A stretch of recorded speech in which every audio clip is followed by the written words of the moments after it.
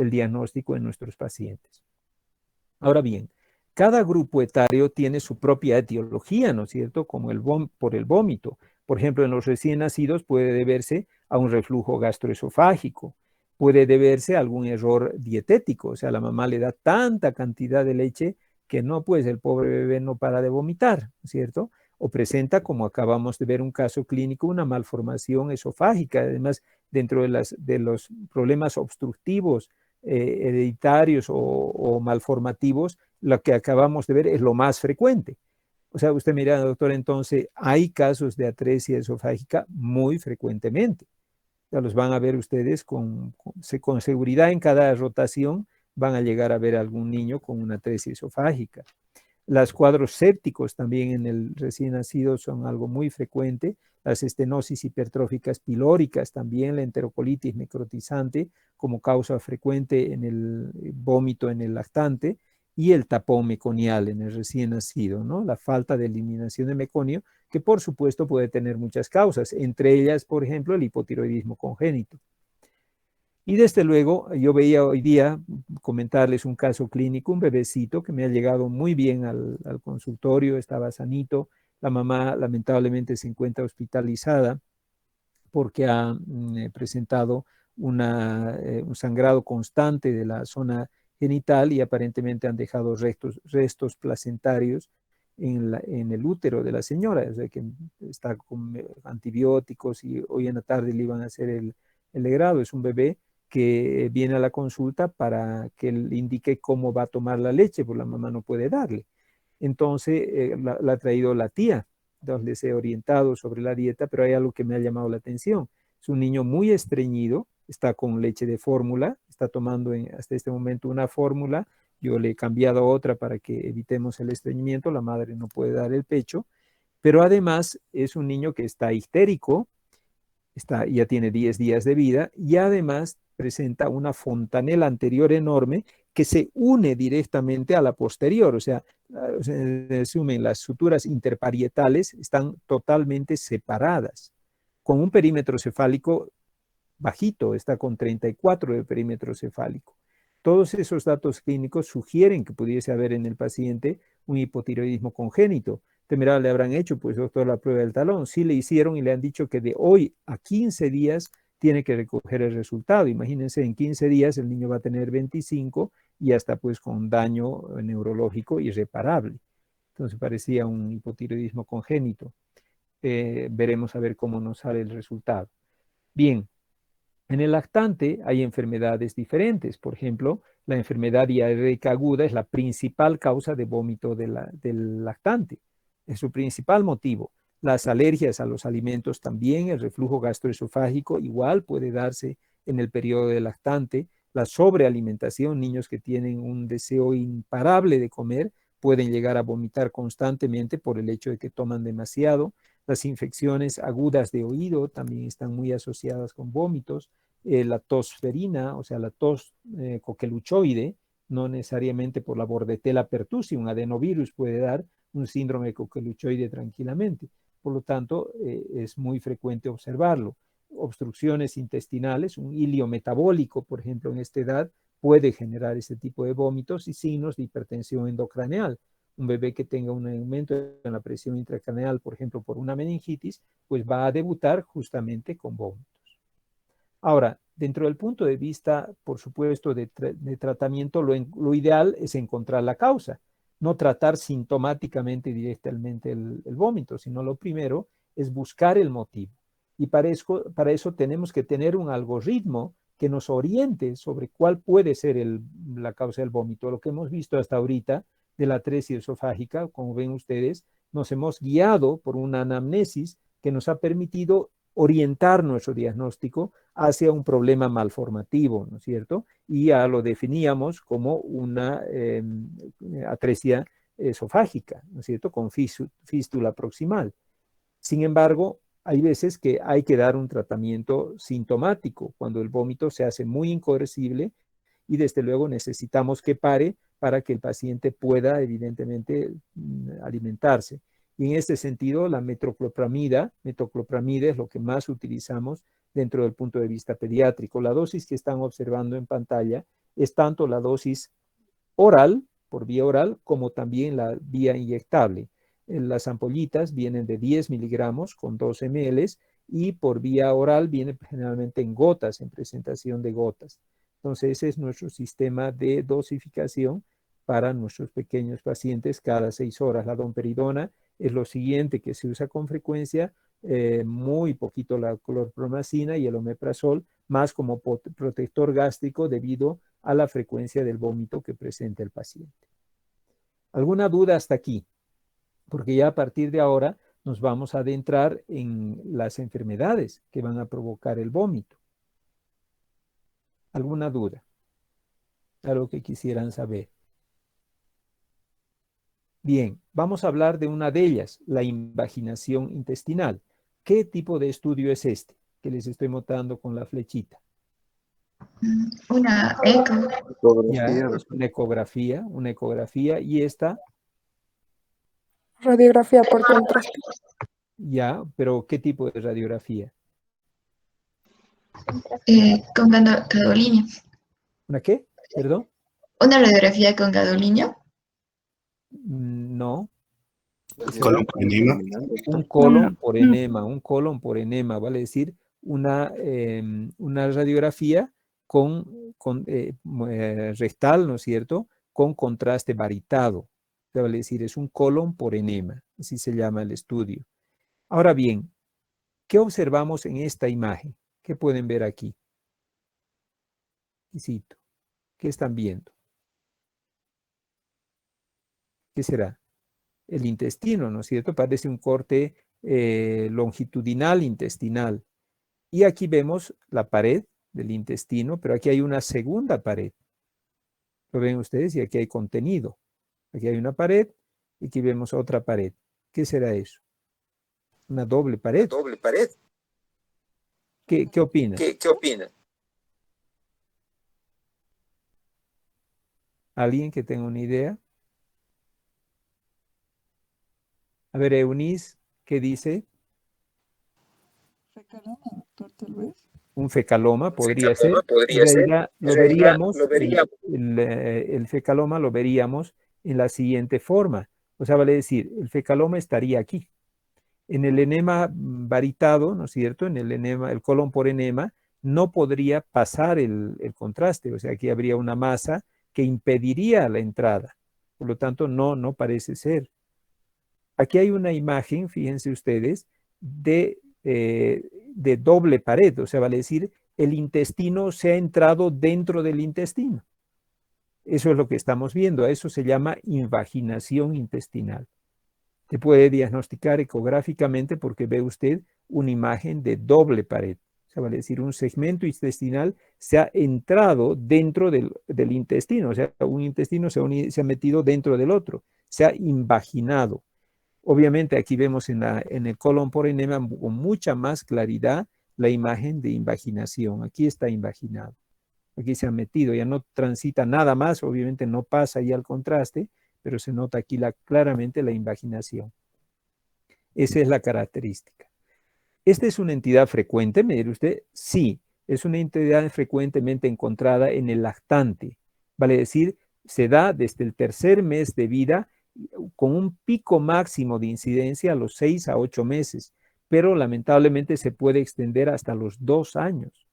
O sea, un lactante puede tener durante tiempo prolongado este proceso de invaginación intestinal. Lo hemos escuchado, recuerden ustedes, cuando hablábamos de una vacuna. ¿Cuál era? En vacunas hemos hablado de la invaginación intestinal. ¿El rotavirus? El del rotavirus, correcto. O sea, habíamos dicho que inicialmente las vacunas antirrotavíricas estaban muy asociadas con invaginación intestinal. Y ahí que se hizo un stop en la administración de vacunas antirrotavíricas y después se vio que sí era factible, pero que no debería excederse la vacunación más allá de los 6 meses. ¿Se acuerdan que les puntualizaba aquello? Y aquel niño que, digamos, venía a la consulta, que nunca había recibido una vacuna y venía a los 8 meses, pues no podía directamente recibir la vacuna contra el rotavirus porque ya se había pasado de la época. Y que le decíamos a la mamá que existía la posibilidad que si se vacunaba desarrolle una invaginación intestinal. Un cuadro, por supuesto, dramático, porque imagínense este segmento que se ha invaginado dentro del otro, ¿cómo estará su circulación? Pésima, ¿no es cierto? Y si no operamos pronto, ¿qué va a ocurrir? Este intestino se va a necrosar y va a provocar una peritonitis. Por lo tanto, es gravísimo. Se da en este grupo etario, con mayor frecuencia en varones. Es más frecuente encontrar en varones. ¿Cómo se manifiesta esta entidad? Con vómito y dolor abdominal. O sea, el paciente empieza, por supuesto, el niño hace un hilio, se detiene el movimiento intestinal por la invaginación e inmediatamente el paciente empieza a sentir un dolor intenso, ¿no es cierto?, que se asocia habitualmente con vómitos en proyectil. O sea, el niño come, está tranquilo, puede pasar media hora y de repente empieza a vomitar y se proyecta lejísimos el vómito por el aumento de la presión intraabdominal tan marcada que presentan estos niños, ¿no es cierto? El vómito puede ser bilioso inclusive o gástrico, ¿no es cierto? Y además se asocia con una distensión abdominal significativa. El dolor tiene características peculiares, es un dolor intermitente. O sea, hay momentos que duele hartísimo cuando se contrae el intestino, luego se relaja y para de doler. El paciente está tranquilo, está bien, un bebecito de 6 meses, y otra vez lanza a llorar porque obviamente otra vez se está contrayendo y otra vez percibe el dolor intenso.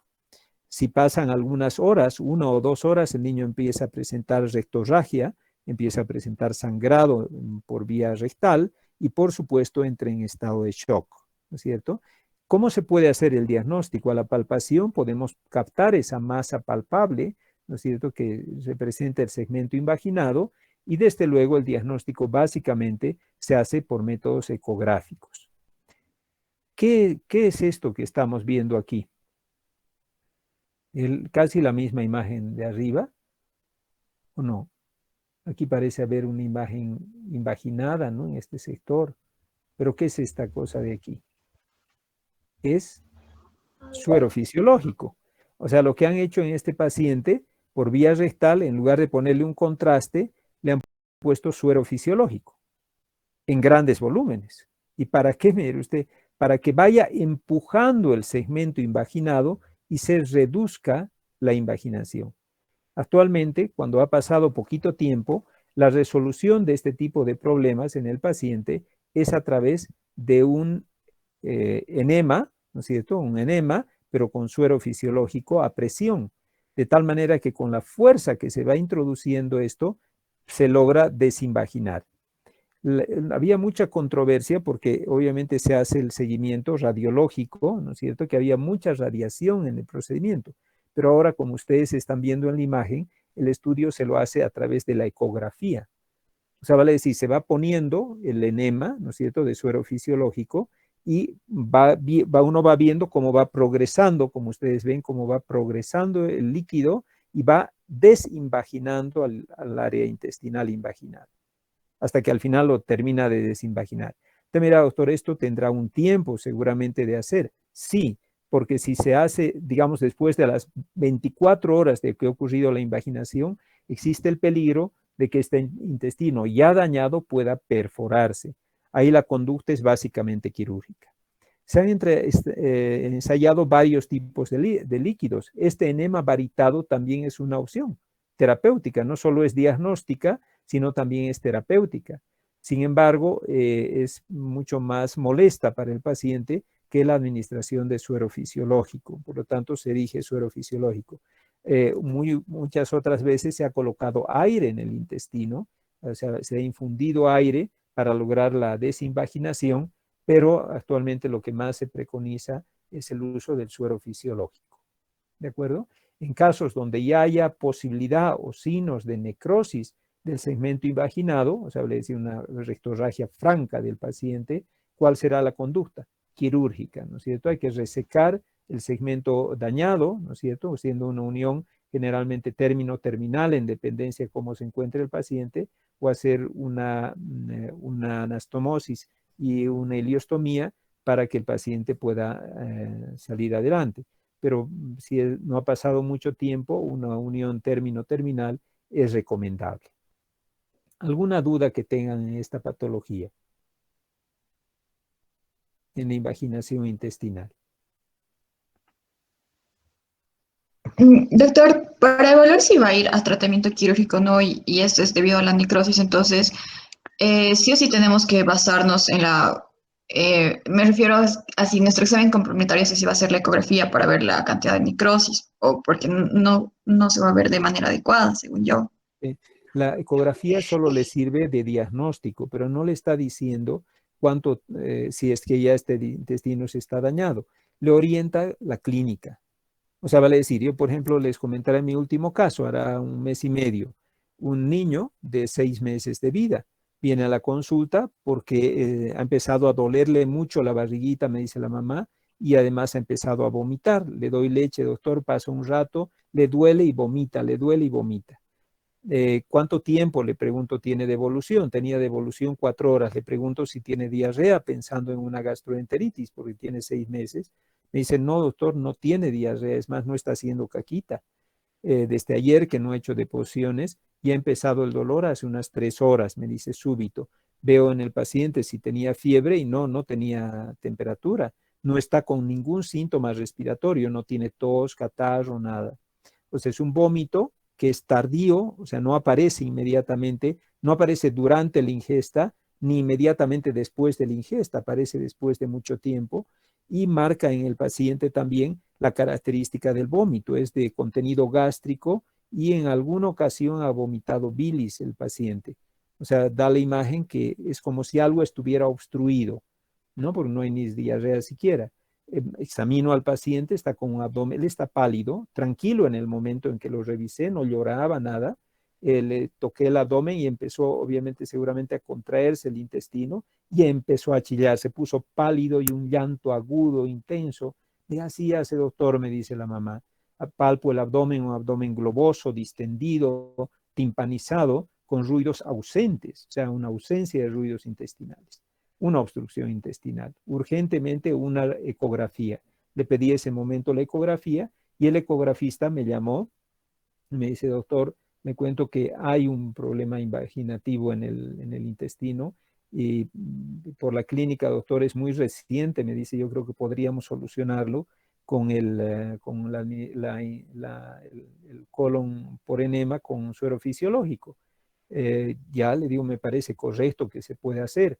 Me fui un ratito al servicio de rayos, cerca del Hospital Santa Bárbara, entré, se pudo hacer el procedimiento y perfecto, ya vimos ecográficamente que se había resuelto en forma espontánea.